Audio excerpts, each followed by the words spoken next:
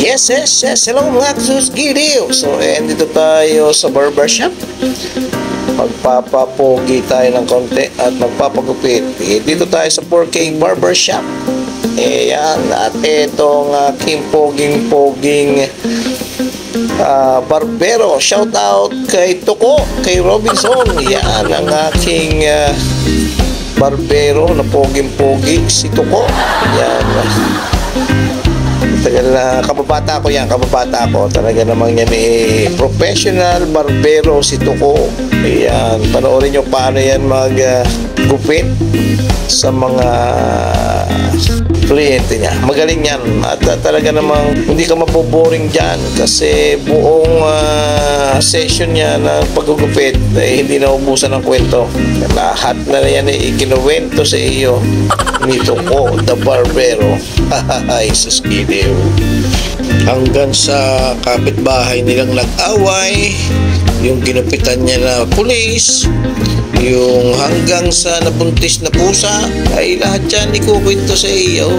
Talaga namang hindi ka mabobordi pag yan ang nagupit sa iyo. Lahat ng topic yan ay ikukwento sa iyo. At yung mga suggestion niya, yan, hindi ka makakaisa diyan sa galing niya magkwento. Kwentotero ang tawag diyan sa barberong yan. Tuko the barbero, kwentorero. Ay, kunti na maging supulturero. Ikaayos din nga, hindi mo malalaman na ikaw ay naiinip. At talagang mamaya pagkatapos ng kwento niyan, ayun, ay tapos na ang inyong paggugupitan. Yan Tuko the barbero, kwentorero. Ayan, bago niyang alias ngayon, sa galing naman magupit. Ayan, lalo na pagka inungkat ko yung aming mga kabataan, mga ginagawa namin dati ng bata ay nag-aalaga ng kalapate. Mutak-tak kung matututo maggupit. Yan. Yan namang kahusay din yan. Hindi nakakadalawa ng asawa. Ay, kahit magpagayan ka ang itsura ay nakadalawa ng asawa. Yan. Chick boy yan. Ito ko ngayon. Tuko, the barbero, kwentorero. Yan, medyo nagkakaitsura tayo sa paggugupit ni Tuko, the barbero, kwentorero. Talaga nagkakaitsura na tayo, guys. Yan, mga kasusgiliw. At medyo pumupogi-pogi na tayo ng kaunti. Yan, konting-konti na lang ito. Hindi naman naiinit dahil sa kwento ni Tuko talaga namang ayos na ayos. Yan. At nadyan pa dumating si Mrs. Yan, mga palaban pa ng kwentuhan. Yan pa ang aking misis ay talaga namang sa kwentuhan kahit kaya abutin na magdamag diyan, hindi rin mauubusan na yan. Hanggang sa matapos, di uwi na. Yan si misis ko. Huwag kang hindi rin niya nagpapatalo sa kwentuhan. At tinambayan na ako. Ay, tumambay na rin. Talaga namang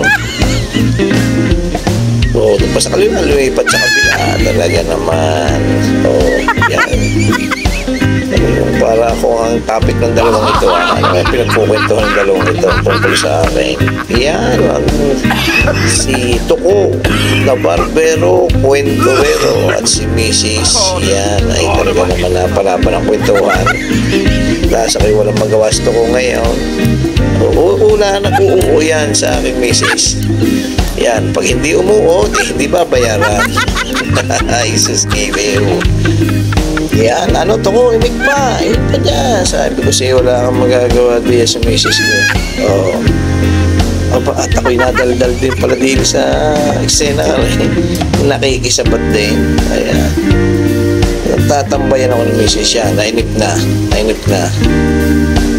Natalo si misis na ito ko.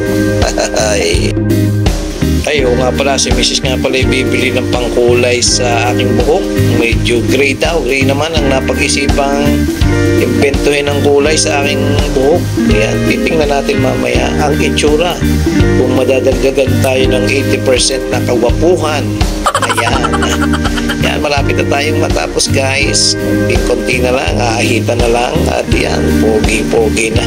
Buwasin lang na kaunti ang tuktok. Yan, ahita na tayo ni Robinson. Nito ko, The Barbero Kwentorero. Yan guys.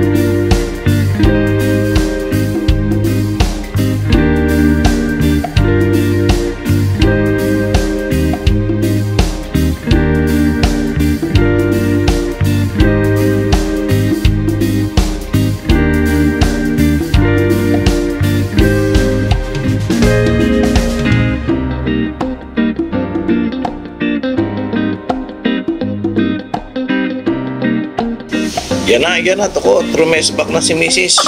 Lagot ka. Yan na. Trumesbak si Mrs. Gumante, part 2. Yan na. Talaga namang sumisingit pa rin yan. Yan, hindi talaga yan papatalo. Yan, talaga nagpakita pa sa camera. May ka-text mate pa yan, partida. Ayan, habang nagkukwento. Yan, nawala na si Mrs. Sa nagpunta, biglang naglaho. Ay, biglang naglaho. Ayan na uli, nasa kabilang ibayo pala. O yan, pati ang aking buhok ay pinapakialman. O yan. Good talaga si Mrs. Yan, mamaya yan ay kukulayan naman niya guys. Yan, malapit na. Medyo finishing na to. Dinadali yan. Tinanggal na ating balabat. Yan, ito guys, at kulayan na ito, kulayan. Gray ang kulay, gray. Ang natipuhan ni Mrs. na kulay sa akin, gray. Tingnan natin guys kung anong mangyayari. Let's rock and roll to the max. Yan, tinimpla na ni Mrs. at kukulayan na tayo. Yan. Nabasa nga pala kami ng ulan sa pag-uwi namin after magupitan. Yan, medyo mabilisan lang to kasi may gig kami ngayong araw na ito sa Santa Rosa, Laguna. So it's a Eagles anniversary, 3rd year anniversary ng Eagles Santa Rosa. So yun, malaman na mamaya. Pero alauna ang alis namin ng hapon. Abuti na naman yun ng gabi. Medyo umuulan ngayon, may bagyo. So bahala na si Lord sa aming biyahe mamaya. Medyo malayo-layo ng konti, 1 oras na biyahe. Ito guys, malapit na rin matapos ang kulay. Tapos 1 hour siya na nakastay sa buhok, maliligo. And then tingnan nyo guys, abangan nyo ang itsura natin mamaya, kung madadagdagan ba talaga ng 80% na kagwapuhan ang inyong susgiling na lingkod.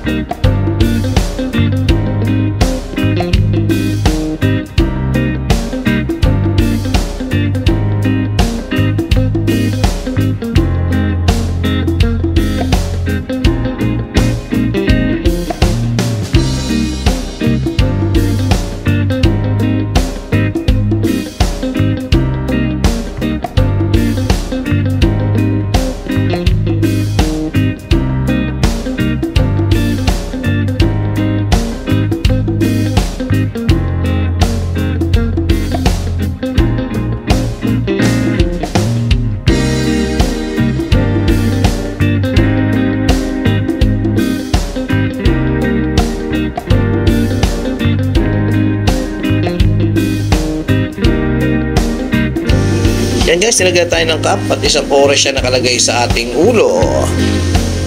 Yan guys, ito na ang resulta. Wow! Ng 30 minutes, 1 hour pala, 1 hour na pagpapakulay sa aking hairstylist. Medyo, yan. Dagdagan ng 80% na pagpapuhan ng inyong lingkod. May gig kami ngayon, so kailangan medyo ito ang itsura ng mukha. Ayan guys. Bye! Yung maraming salamat guys sa stay tuned sa aking YouTube channel, and don't forget to subscribe and hit the notification bell para updated ka sa aking mga susunod na video. Bye bye! Ay sus! Giliw!